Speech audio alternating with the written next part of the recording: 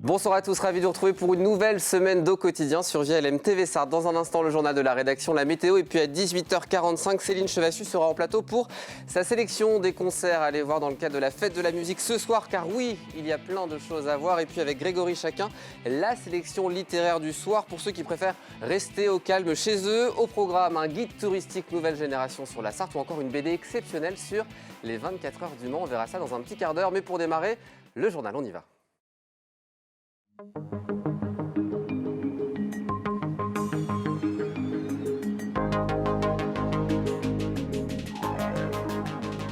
Une édition présentée ce soir par Laure Girard. Bonsoir chère Laure. Bonsoir Aurélien, bonsoir à tous. Une édition largement consacrée aux élections de ce dimanche, Laure. Et en Sarthe, il faudra revoter pour les 21 cantons dimanche prochain.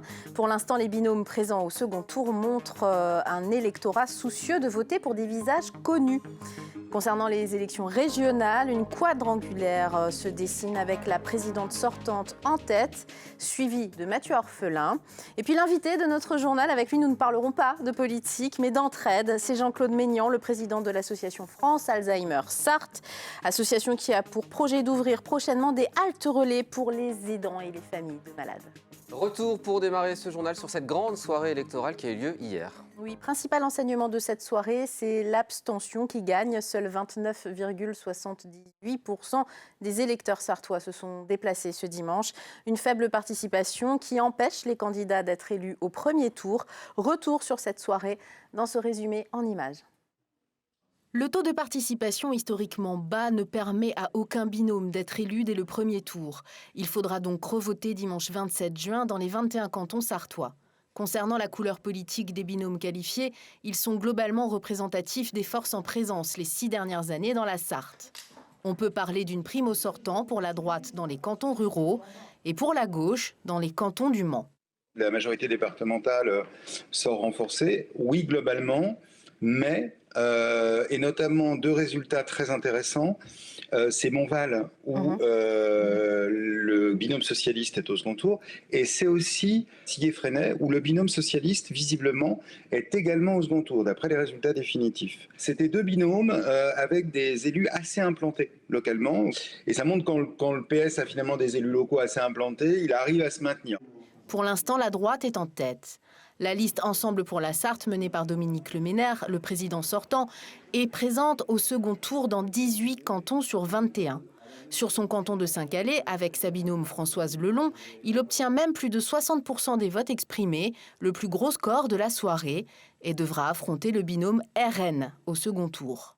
Oui, dans le canton de Saint-Calais, effectivement, c'est une progression de 17%, puisque j'avais réalisé seulement 44% la fois précédente.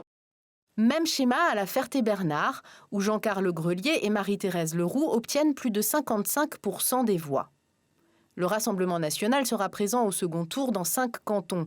Le parti de Marine Le Pen sort affaibli en Sarthe par rapport aux élections de 2015, avec des scores plus faibles qu'il y a 6 ans. Il y a eu un vote conservateur, je crois, nationalement, d'après ce que je vois, qui a bénéficié, semble-t-il, au LR ou à la majorité départementale ici. Et c'est un vote qui, moi, ne me satisfait pas. À gauche, 2 listes étaient présentes. Les votants permettent à la liste Osons la Sarthe à gauche, majorité PS, de passer dans 11 cantons. On voit quand même qu'il y a eu une prime au sortant et qu'il y a un certain nombre de cantons, je pense notamment à Montval, où le binôme Christine Tafforo et Pascal Dupuis est qualifié pour le deuxième tour avec une vraie volonté, je crois, et une vraie chance aussi dimanche prochain aussi de siéger au sein du département. Donc je crois que l'équilibre politique se joue à trois cantons. Si on arrive à maintenir nos positions et puis on en remporte 3, la majorité change. C'est sur le canton Le Mans 4 qu'Osons la Sarthe à gauche affiche son meilleur score, avec un binôme là aussi bien connu des électeurs, Christophe Rouillon et Lydia Amonou-Boiroux. La liste unie écologiste et divers gauche passe dans 6 cantons, dont un tout symbolique, Le Mans 3, le seul détenu par la droite dans le chef-lieu de la Sarthe. Possible maintien effectivement sur le canton Le Mans 3 qui est assez historique et ça montre peut-être la force de l'union. En ce lendemain d'élection, cette liste unie invite à soutenir sans ambiguïté les candidats de gauche présents au second tour face à la droite et l'extrême droite. dans les cantons où leurs propres candidats ne sont pas présents. Enfin, la majorité présidentielle liste Sarthe Ensemble, qui présentait pourtant des binômes sur les 21 cantons sartois, ne se maintient au second tour que sur le canton de Sablé-sur-Sarthe, avec le binôme Muriel David et Frédéric Junier. Et puis, toute la soirée, candidats et élus qui se sont succédés sur notre plateau ont relaté ce que nous avons constaté également dans un reportage la semaine dernière, à savoir l'absence de distribution des documents de propagande électorale. Un scandale qui a limité l'accès à l'information électorale pour beaucoup d'habitants, notamment en milieu rural. Dominique Dumeau, président de l'Association des maires ruraux de la Sarthe et vice-président national, dénonce l'irresponsabilité de l'entreprise Adrexo en charge de la distribution. D'après un sondage qu'il a réalisé en Sarthe, 213 communes n'auraient pas été livrées.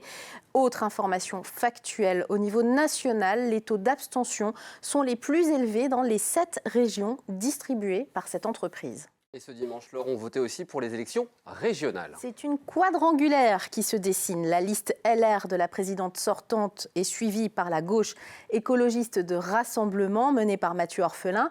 Guillaume Garot, liste PS, rejoint donc ce dernier et fait alliance pour peser face à Christelle Morancé. Côté Rassemblement national, Hervé Juvin se qualifie. Enfin, la majorité présidentielle conduite par François de Rugy passe au second tour, mais en dernière position. Les premières réactions à chaud depuis l'hôtel de région des Pays de la Loire à Nantes ce dimanche avec Margot Bianco et Milan Loustalo. Elle a voté chez elle, au Mans, puis a rejoint l'hôtel de région des Pays de la Loire à Nantes. Dès 21h, la liste de la présidente sortante Christelle Morancé se place en tête de ce premier tour avec 34,29% des suffrages exprimés. Le taux d'abstention, lui, s'élève à 69,27%. Donc je pense que c'est aussi cette responsabilité de respecter leur choix. Et quand on parle d'abstention, justement, ça commence par là. Donc ma liste sera la même au premier et au deuxième tour. Et c'est pour ça que j'en appelle à un rassemblement le plus large possible sur ma candidature pour ce deuxième tour, parce qu'il y a un risque d'avoir cette gauche extrême portée par la France Insoumise avec Europe Écologie Les Verts arriver à la région. Moi, ce que je souhaite, c'est d'être une présidente de la relance, d'être une présidente qui redonne à la région les podiums que nous avions avant cette crise, à savoir une région où il fait bon vivre, travailler, entreprendre et étudier. Avec 18,70% des voix, le député écologiste Mathieu Orphelin succède à la liste des Républicains de Christelle Morancé. Talonné de près par le socialiste Guillaume Garot avec 16,31% des voix, la fusion annoncée est formée pour le second tour. Les militants des deux listes du premier tour sont très contents de se mobiliser ensemble pour battre la droite dure. C'est la droite de Christelle Morancé, c'est la droite de Bruno Retailleau. Mais nous, on a un projet radicalement et positivement différent pour l'écologie, pour la solidarité, pour l'emploi local, pour l'agriculture, pour la culture, pour le sport. Notre projet est très différent. Nous commençons à travailler autour de propositions concrètes parce que c'est comme ça qu'on redonne du crédit à la politique qui en a bien besoin. Non pas être dans des concepts théoriques, mais être dans du concret. Faire en sorte que la région demain puisse améliorer, changer la vie des habitants. La troisième liste qualifiée avec 12,53% des suffrages, c'est celle du candidat du Rassemblement national Hervé Juvin. Derrière lui, François de Rugy pour La République En Marche et ses 11,97% qui lui permettent de maintenir sa candidature au second tour. Moi, je ne vois pas une force politique, quelle qu'elle soit, pouvoir prétendre avoir une dynamique telle qu'il y aurait dans notre région une majorité absolue au deuxième tour. Donc de toute façon, il vaut mieux pour la politique du Conseil régional qu'il y ait une force d'équilibre qui sera le groupe que je constituerai demain au Conseil régional. Évidemment sur la base des voix qui se porteront sur ma liste au deuxième tour. Les scores des 3 autres listes candidates au scrutin ne leur permettent pas de se présenter au second tour. Les 4 listes qui s'affrontent espèrent toutes une mobilisation plus conséquente ce dimanche 27 juin.